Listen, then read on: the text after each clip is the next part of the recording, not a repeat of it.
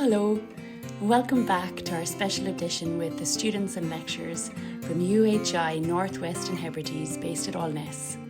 Sit back and enjoy the rest of this chat with the students and from a lecturer, Steve Bull.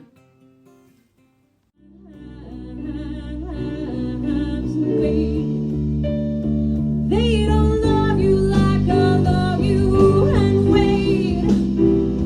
They won't love you like I love you, and wait. They won't love you. I think, as you say, Alex, it's the harder you work, the more lucky you get, isn't it? Yeah. All this luck we're waiting for, just put the work in and it'll happen if it's going to. I don't believe luck is an actual thing that exists. I do not believe that's a thing. I believe Crazy take. no, it's not luck. It's you. It's everything that happens in terms of like your career thing is all, you know what I mean? Dependent on you. It happens for a reason. It happens for a reason. Yes. And you make your own luck. Mm-hmm. Yeah, in a way. Very Yes. inspirational, Johnny. Yeah. And Johnny, I'd I've agree never with you. said a more inspirational thing in my life. Well, Lucky we're you got putting it that out on in the time, college yeah. wall. We are putting that. Luck does not exist. Johnny Right, we'll get that on a 2025. hoodie. I'm going to put that on a hoodie. Johnny says. There's a lyric Johnny there, I think. says. Yeah, exactly. Right, well, we're 25 minutes into it, but I think we could keep talking. Ellis knows that I could keep talking. But No. we're probably going to wrap up, I think. I think it's probably Yeah. a good idea. Yeah. For very inspirational young people here. Oh, I know. And, Sorry and for I talking suppose so long. No, Not it's at all. fantastic. But like one of the big things about it is like we're trying to understand where people are going to take either their own music or how music gets heard in the Highlands, you know? Yeah. So if we can take a nugget from each of you guys around what you would think would really push if someone wants to start in the music industry, because you are a step beyond what many people are who want to get involved. So what would it be? Would it be taking the course? Would it be, hanging out with... What would be your thoughts around that? Honestly, taking every opportunity you can. Like, I did music in school the whole 6 years. Like, Yeah. I didn't drop it at all. I Brilliant. took part in every performance I possibly could, and I have no regrets. And honestly, if you doubt yourself, because I'm a very big doubter in myself, like, I watch back performances and I'm like, that went horrible, I could have done this better, but it's all trial and error. Like, nothing's going to be perfect, and obviously we're all learning, and just don't doubt yourself. As Alex said, delusional is the key. I love that. Right, brilliant, thank you. I second that. I just think, take every opportunity you can, as she said. Don't stop practicing your instruments. Just don't stop. I made that mistake. Yeah, Do okay, not stop. yeah. Not for 1 minute. Well, maybe take some breaks. But, Yeah. like... Sleep and eat. Yes, sleep and eat, those are quite important too. But also, another point, put yourself out there. Don't just kind of sit back waiting for things to happen. You kind of need to instigate them most of the time. So I say that as well. Well done. That's great. Coady, how about you? I think if you're just starting out, then don't feel discouraged by the people around you. Because obviously, if I feel like I've kind of come in here and I've not known much compared to my peers, and I feel like if I just keep pushing, then I might get somewhere. And it kind of almost comes through, doesn't it? If you sit back and listen and observe, sometimes you're already picking up. It's like your vibe attracts your tribe. Yeah. So sometimes you're just like, oh yeah, I really like what they're saying. Yeah, that's great. Yeah. Thanks, Coady. That's excellent. Alex, how about you? Yeah, I think I echo what everybody else is saying. Take all the opportunities, put yourself out there, come and do the course, go do the learning. If nothing else, it's a way of meeting the people who are in your scene. Yeah. And I think also being in your scene is really important. So go to your local shows, find out where, for your niche, whatever music it is you're into, where is everybody playing, and just be there and be a part of that audience and part of that crowd. And really don't be frightened of it, because actually everybody is frightened. Everybody is nervous. Everybody's sat there looking at their videos going, oh, I messed that up, or oh, that wasn't great. Not a single one of us is immune to that feeling, but everyone just keeps on going anyway. So don't let the fear stop you from doing it, because you just take the fear and you take it with you. Yes, Actually, we're all frightened of it. Like, we're all got stage fright and all the rest of it, and we just keep going. 100%. And then one thing my mother told me, because I've been on stage since I was 5, was nobody notices when you've made a mistake. And it's very true. Nobody ever notices. So I think that's been said to me more times than I'd like to admit.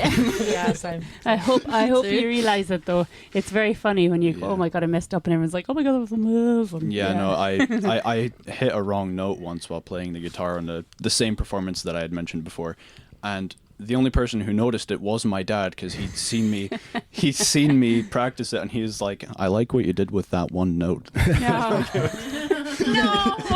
No, that's so similar with me, because like my graduation, I got the cold before and I was supposed to be singing at it, but my piano teacher was like, why don't you just play the piano? And I was like, oh wait, you're right, I have 2 instruments. Yeah, that's so good. So I sat down and I played a piece by Ludovico Einaudi. Yeah. I played Elegy for the Arctic, and like there's this one bit that's like quite like harsh and quite fast, like kind of in the middle, and like it gets progressively faster as you go down like the scales, and my finger slipped midway playing and it just went and I was like, oh no. And like I watched the video back and I can hear it, but my parents were like, we didn't notice it. And I was like, yeah, but I know my piano teacher noticed it. And like, because she was sat in the back and I could see her shaking her head, and I was like, oh no. I seem to realize that the only people who notice these kind of mistakes are the ones who play the songs themselves and the people who are teaching you the songs. Those are the only people who realize those mistakes. And to be honest, sometimes making those mistakes can make a song more interesting in a way, because it's not just like copying it note for note at that point. You're making it your own. You're making it your own. It's quite unintentionally, but it's quite funny when you watch a band playing and you can see them and you know they've made a mistake, but they're completely ignoring it and they're carrying on. Yeah, that's what you should do, I suppose. But, it's interesting to see, was that really a mistake or a bum note in there, or am I imagining it? Because he's bluffed it. Tactical improvisation. That's what it is. Lovely. Well, perfect. Thank you. On that note, improvising, I'm going to cut you all off. No. You're cut off. Thank Thanks you so very much, everyone. That was so cool and easy to chat to you guys. So good luck with the rest of the course. Emma's like, Thank you. I didn't say thank you. You're making me seem rude. Thank you very much for having us. No, thanks so much. It's been an absolute pleasure to chat to you. Indeed. Steve, Thanks a lot. He chose well. Well done. Woohoo! Woohoo! Today my anger is unhinged.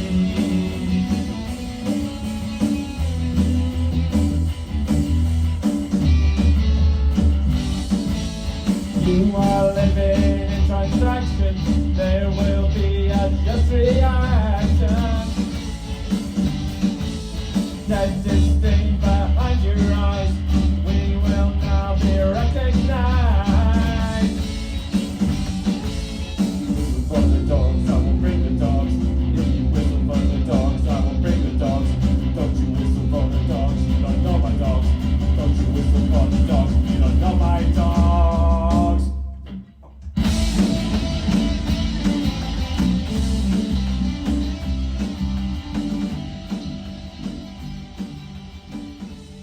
Yeah. Hello, Stephen. Hello. How Good are to you see you, my both? man. It's nice to have you guys here, come to visit the college and see what we do. Yeah, we might never leave. No, but please, you're welcome to join us. You come and study full time with us if you like, or part time. That's an option as well. That's very a good cool offer. being here. Yeah. I think it's really cool. We've heard quite a lot from. We spoke with Peter a bit earlier, and then we had 4 of your students in, and then obviously we saw the live concert. Yeah, it's so cool. So it's not what I expected at all. I don't Is know it not what you were expecting? I don't know. I think I expected a lot more kind of, computer desks and that. I don't know what I was expecting actually. We haven't given you a proper tour yet because we do have computer desk. We've got a room of computers, but yeah, there's much more to us than that. Yeah. Well, so what got you into this, music production? And because as far as I know you as Stephen Bull. I know you that you do albums. You record amazing albums. Ellis's is one of them, and you obviously do the Glock Beg with your dad Bob and your mum Helen. But what got you into it? overall? So for me, I think the technology side of music is that halfway between music and science that I can really get behind. When I was young, I was in bands. I was not an amazing musician. I was okay. I was a bass player. But I sort of took control of the technical side, a lot of stuff. I have to say, the folk club sort of probably put me on the path that I ended up on, because, you know, my dad, Bob, who started Gladby Croft Folk Club, bought a PA system for us to do this music club with, and you know, he probably did the first couple of sessions and then I took over, so that's probably what started it all. But yeah, it's definitely that combination between art and science that I really enjoy about the folk club. I'm getting stared at through the window by some students and by staff. Actually, the students aren't purely to blame. They're so encouraging. Yes. Holding up signs, ghosty. That's it. Yeah. Okay, well, that's quite cool. So can you, because again, part of our exploration is trying to figure out how to get music heard and how music gets pushed out there. And the Highlands has its own a wee bubble, but it's actually really precious what we have here, because there's a lot of talent that, you know, is in a boiling pot up here, and there might have been that feeling when we were first chatting that it wasn't necessarily easy to get it out, you know. So do you find that, is that what you come across? Or yeah, I mean, I think getting music physically out is very easy now. It's so easy with the internet. Obviously, getting music out there is easy. Getting it getting it heard is obviously the thing. The world is a very different place than it was 20-30 years ago. 30 years ago you needed £1 million to make an album. Now you can make an album for £100. You can buy yourself a mic and an interface and just get it done. So that's got to be a special thing. So I totally appreciate, from a musician's point of view, getting heard by its very nature must be more difficult than it used to be, because there's so many more people trying to get heard, I guess, than could have been in the past. I think, yeah. But that's the good thing about music and sound production working together, and that's what is, particularly in an environment like this, they develop alongside each other. The musicians develop and the sound engineers develop alongside. But we do give the musicians also the skills to make sure that they can record themselves, because you have to record stuff and you have to get it out there if you want to be a musician. And I don't think there's really a good reason to not be doing that. If you're a musician, if you're a songwriter, you should be recording and you should be releasing. You've got to go through that process. You can't wonder why no one's listening to you if you're not releasing anything. Yep, indeed. So even if you're writing a song, you don't start editing the song until you've got lots written down. You can't edit as you're going. Get it all written down. And get it recorded and evaluate. There's no material there. You can't work with it. Yeah, absolutely. Yeah. It's part of the creative process, is the recording. It is, as it should be. Capture it, see how it translates to be listened back to when you're not playing and singing. Listen back to it and make some judgments. Both your parents were teachers, I believe. Is that correct? Yeah, that's right. And you've followed along in the same vein now, I suppose. Yeah. How do you feel about going that direction as opposed to pursuing strictly studio work or performing? It was never a deliberate decision to go into education, I don't think. I fell into it, and I'm very happy that I did. So I started, finished university, and moved back up to the Highlands to do freelance sound work. I was doing pub gigs and little recordings out of Gladby Croft. And through that, and through knowing Robbie Dunsmore, who's a lecturer here, I didn't actually study at Alness College when I was young. I didn't study here. I studied in Glasgow. But I did do workshops that were ran by Robbie, who works here, who's one of the lecturers. And we got on very well through that. And when I moved back, through Robbie, who become a sort of a friend, ended up, he would pass some music workshop-y stuff along to me. So that's how the education thing started. Myself and Robbie were doing a lot of work for an organisation called Music Plus, where we did youth mentoring. So I would work doing a lot of one-to-one sessions with people interested in sound engineering. And we would run some group stuff between us as well. And then when the first part-time job came up at the college, it was an obvious thing to go for, really. It was something that, a few hours a week originally, it was a really obvious thing to go for. and I really enjoyed it. And now I'm on more hours than I was. I'm not full-time here. I don't think I would want to be, because to me, it's important that as an educator, I'm still out working in the industry, doing shows, doing recordings. If I was full-time here, whether I would have the energy to be out doing the other stuff, I don't know. And that's the good thing about this department, is we're all musicians and engineers. We're all doing our own thing outside of this place, and I think that is important to have that real world context for the stuff that we're doing here. So yeah, I fell into teaching sort of by accident, but I really, really enjoy it. It's a good place to be. Yeah, I think I've heard of other music colleges throughout the country are struggling a wee bit, Ian. I think some have closed down. Is there a reason why this one seems to flourish at the moment? It's not been easy going. It's not been an easy ride. You can... This is not a criticism. It's very easy to learn a lot of stuff at home now. Yeah. Very easy. Yeah. There's obviously, we can give you hands-on experience here, but a lot of the stuff that we do in class, you could learn yourself if you were willing to. Maybe that has had an impact, but the education process is not just simply learning what you can learn on a YouTube video. Yeah. It's sort of really getting the fundamentals under your belt, understanding that stuff, and building your social skills, building your soft skills is a really important thing as well, and that you can't do on YouTube. Whether that's had an impact, I don't know. The world is life is not easy for a lot of people, and I think maybe making the decision to study an art is harder than it used to be in the past. For financial reasons. Yes, yeah. I think there's a push to get out of school and get a job in a different way than there used to be. Whether that's a good thing or bad thing, I'll leave up to anyone. Personal opinions, I guess. Yeah, but when 5 years ago, our students had a lot more time on their hands than they do now. Most of our students now have got jobs.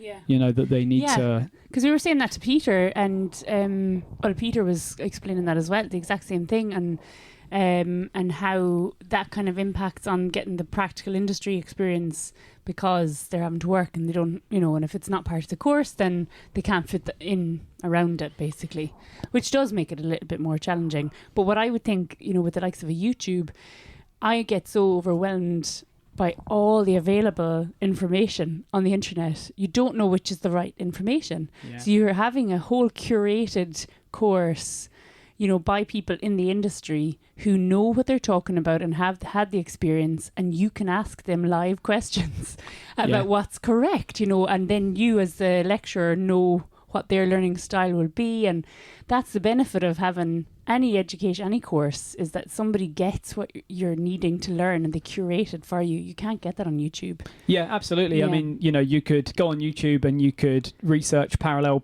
processing for drums and find out about parallel processing for drums. Yeah. But if you might not be ready for that. Yes. There's so much stuff on the internet, but you might not be ready. If you come in to study with education, we've got modules, we've got a plan to take you through from the very basics to make sure that you have the fundamentals down before we go into this other exciting stuff that you might be able to find on the internet. So there's a plan for it through the education system that is more difficult to do with the sort of home self-led learning. 100%. I love that. And then finally, because we know we're kind of tight for time here, and Steve has to lock up and kick us out.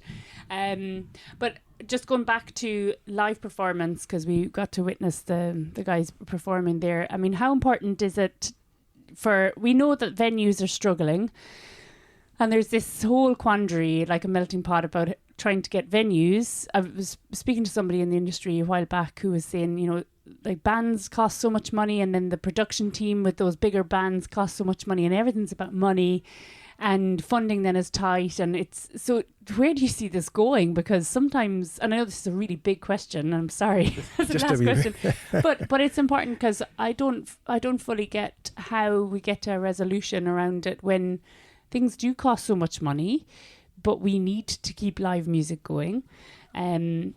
Is it about that you record, try to generate interest first, so you get the recordings out there maybe, and then generates interest and people then come to see you live?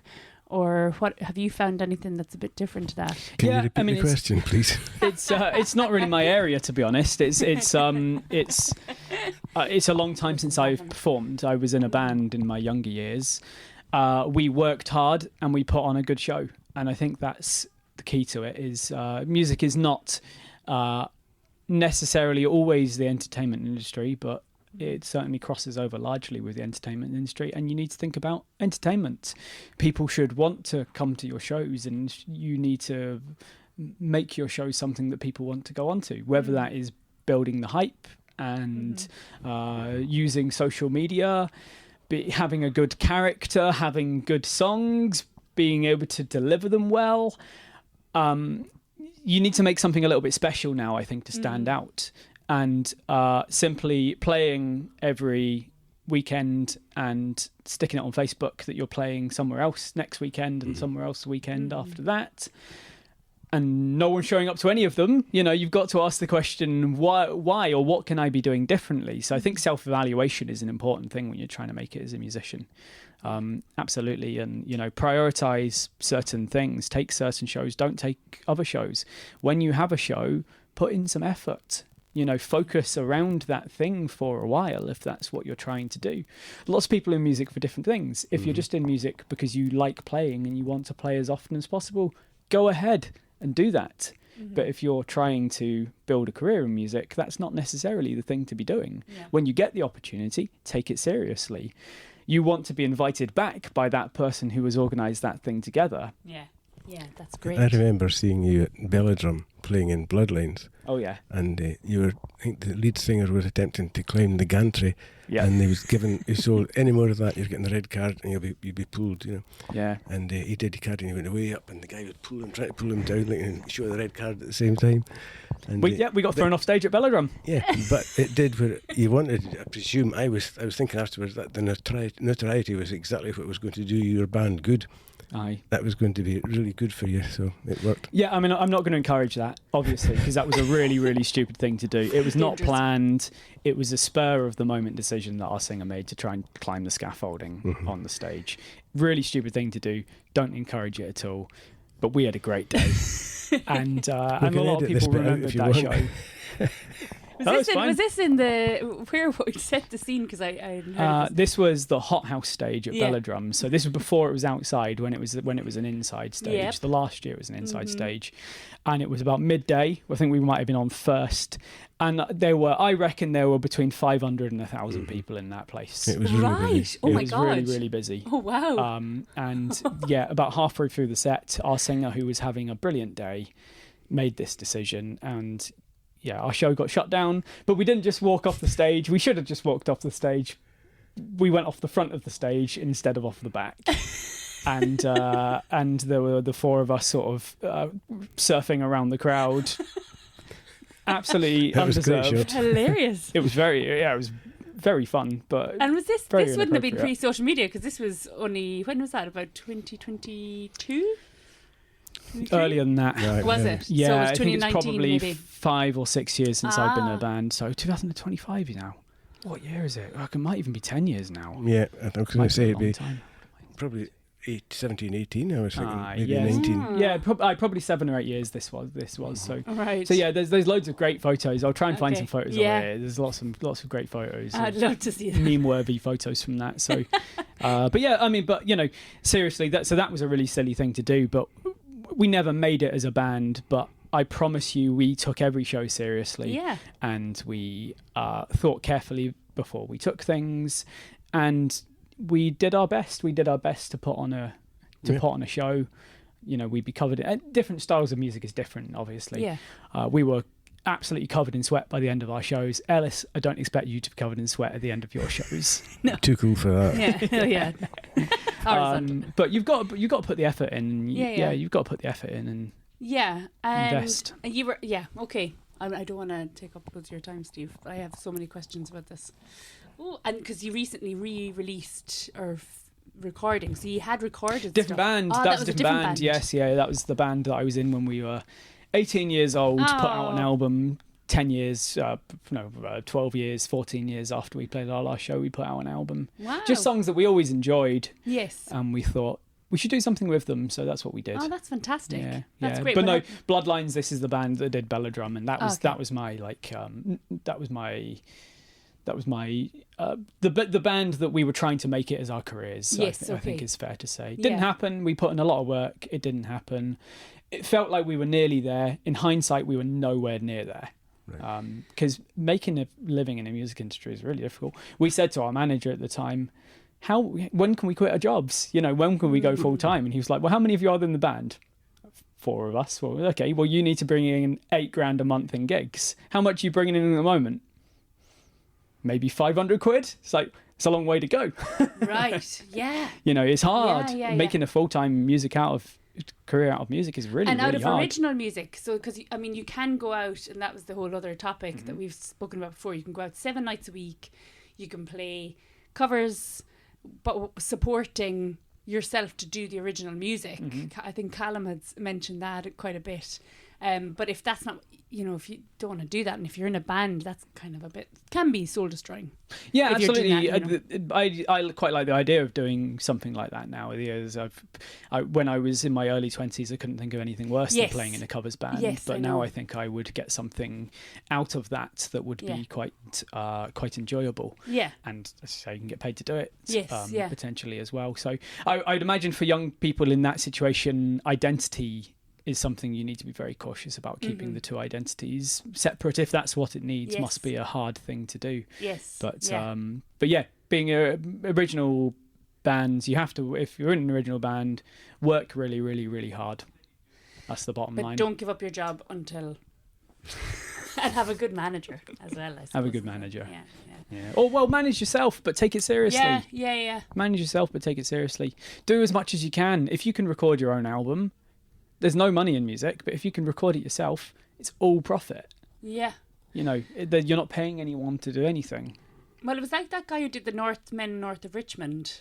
Do you heard of that guy? Over in America, and he recorded it all on his phone. Amazing. And it went massive. Streaming services and YouTube services and stuff. He's on podcasts and all that all over America. That's great, but that's not going to happen, everybody. And no. I mean, White Ladder, David Ford, he recorded that himself. David Gray, sorry. He recorded that himself. I didn't know that. He's got a phenomenal album. I love that There's album. issues with it in terms of quality, but it's what a vibe. It's just fantastic. It's one of my favourite albums, and Billie Eilish, her first album that was done with her brother. With her brother. Yeah. Obviously, her brother is a world-class producer. That helps. Yes, I know. Phineas, but it's still the DIY thing, and it's all possible. Yeah, it's all possible. You can spend 100 quid on an interface. You've already got a laptop. There's 3 recording softwares out there. You don't have to spend a penny on that. There's things like BandLab. There's things like Cakewalk. There's things like Logic. Audacity. Exactly. Audacity. So you can spend very little money and record yourself. Yeah. And if you're a musician, you should be doing it. If you want to go into a studio. He's looking at me as he says that. It's directly in the face. If you want to go into a studio and do it with someone fantastic, then they can look after the technical side of it. You were just talking yourself out of a job. Well, that's exactly it. So that there's an argument for that it's harder than ever to be an engineer because musicians can produce amazing things at home. Indeed. But they get this is what I was going back to, that whole YouTube thing of they kind of think they might know, but there'll be certain things that you as a sound engineer or in your production company will know that that's not going to fit with that, or we could make that sound an awful lot better. And the truth is, with engineering, a lot of it's just about the people that you're working with. That's the thing I like about sound engineering, is I get to work with people. Yeah. And most of them like working with me. Yeah. And so, I'm delighted that most of my work outside of the college is repeat clients because we get on well and we have a bit of a laugh doing it. And that's harder to get by YouTube learning. That's what you get from doing it with people. And trust as well. I would say there's an awful lot of that on trust. You're going to do a piece of art, you want somebody who's going to represent you really well. Yeah. So, that would be my thoughts on it. Ellis? You could keep me talking all evening, couldn't you, Ellis? I know, but Ellis keeps me to time. Steve's he's got a lot to do, haven't you? Well, we're off to Glackbeg now. I'm not sure where this podcast falls into the linear time frame, but we've been at college for the day and we're off to Glackbeg Croft Folk Club for the evening. So we take students every month to do the sound for that. So some real world experience for them. So yes, we do need to get going, I'm afraid, to Glackbeg. Yeah, to get set up. It's a brilliant setup. So anybody who's listening, it's the 3rd Tuesday of every month, except for the month of August. And I think we did do August this month, this year, actually. I think we did it. We often take a break during the summer, but we didn't this year. Yeah, you didn't actually, that's right. I don't know why we didn't. I think we forgot. Possibly, or you're just so driven. That's it, yeah. And also to remember to take a few pennies because there's delicious cakes and teas, and we're kind of to keep it going. Community. It's a great venue altogether. It's amazing. It's great, yeah. It's amazing. The sound and lights and whatever for Everything somebody is- just starting out and getting this wonderful feedback. It's a brilliant place to Appreciative perform, audience, and yeah. I do love performing there. That's And shout out to my mum and dad, Yes. Indeed. Bob and Helen. We've been doing this club for, 15 years? And we do it 11 or 12 times a year. You do the maths. We've done a lot of these. yeah. Whilst I was away at university, they did this. It carried Yeah. on through. There was students from this college who did sound with Robbie, their lecturer, during that time. And we still do that. And it's a really treasured link between the college and between the folk club. So, Yeah. but shout out to my mum and dad for keeping it going for They're such a amazing. long time. Yeah, Indeed, no, indeed. they're heroes. But you too. It's great. It's a really wonderful venue to perform at. So anyone who hasn't been there, get yourself along. Thank Yeah. you. Yes, Cool. yeah, absolutely. Right, well, thanks so much, the busy music man. And good luck tonight, and hope it goes well. Thank you so much. And we'll have this out to you, and you'll be delighted. You'll be saying, "Oh my God, that was great crack, wasn't it?" Oh, Alice is going. She just be quiet. Always like a natter. Always up for a natter. Nothing wrong with Patience of conversation. Did you not listen to that song I did? Good Right. stuff. But thank you for coming to Thanks. visit us at the college. Loved We it. really appreciate it. The students enjoyed the experience of Yeah. talking to you as well. Yeah, it's great And, crack. and you both played some songs for us today, which was really good of you to come in and show the students some confidence performance. That was very enjoyable. Well, Yeah, no, they were awesome. They were really great. it's a great experience. Thoroughly enjoyed it, and thanks for Good. giving us the time today. No bother at Yeah. all. It's No brilliant. bother. We'll see you in a couple of hours at Folk Club, perhaps. Indeed. Cheers, mate. Bye. Bye.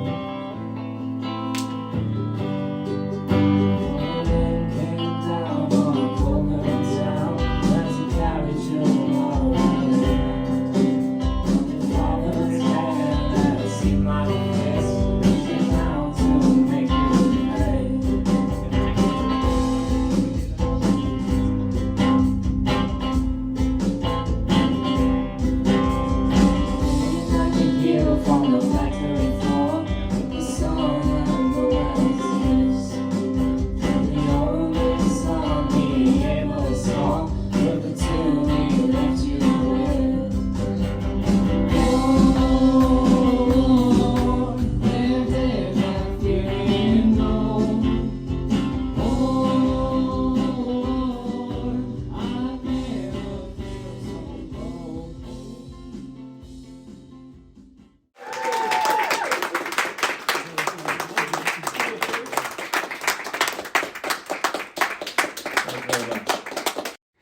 Thanks for tuning in to our special edition of Unheard Music from the Highlands.